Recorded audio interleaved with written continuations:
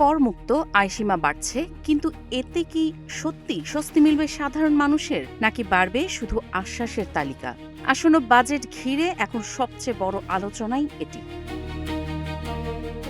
আসছে নতুন বাজেটে ব্যক্তি শ্রেণীর করমুক্ত আয়সীমা বাড়িয়ে ৪ লাখ টাকা করার পরিকল্পনা করছে সরকার। বর্তমানে এই সীমা রয়েছে ৩.৫ লাখ টাকা। শুধু তাই নয়, করের স্ল্যাব ৭ থেকে কমিয়ে ৬ করার পাশাপাশি প্রথম ধাপে কর হার ৫% রাখার চিন্তাও চলছে। অর্থ মন্ত্রণালয় ও এনবিআর সূত্র বলছে, কর ব্যবস্থাকে কিছুটা সহজ করে সাধারণ মানুষকে স্বস্তি দিতেই এই উদ্যোগ। তবে বাস্তবতা বলছে, মূল্যস্ফীতির চাপে এখনও অনেকের জন্য এই সীমা যথেষ্ট নয়। করদাতাদের বড় একটি অংশ চাইছেন করমুক্ত আয়সীমা অন্তত ৫ লাখ টাকা করা হোক।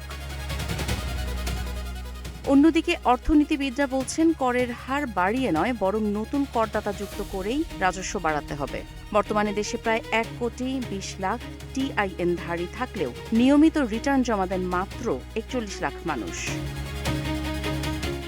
এসএমই খাতের উদ্যোক্তারাও বলছেন, জটিল কর ব্যবস্থার কারণে ব্যবসা পরিচালনা কঠিন হয়ে পড়ছে। তাদের দাবি, স্বচ্ছ, ডিজিটাল ও সহজ কর ব্যবস্থা নিশ্চিত করা হোক। বিশ্লেষকদের মতে, শক্তিশালী অর্থনীতির জন্য প্রয়োজন শক্তিশালী কর সংস্কৃতি। তবে কর যেন জনগণের জন্য বোঝা না হয়ে দাঁড়ায়, সেটিও নিশ্চিত করতে হবে সরকারকে। কাজী ইশরাত জাহান দৃষ্টি, নাগরিক প্রতিদিন।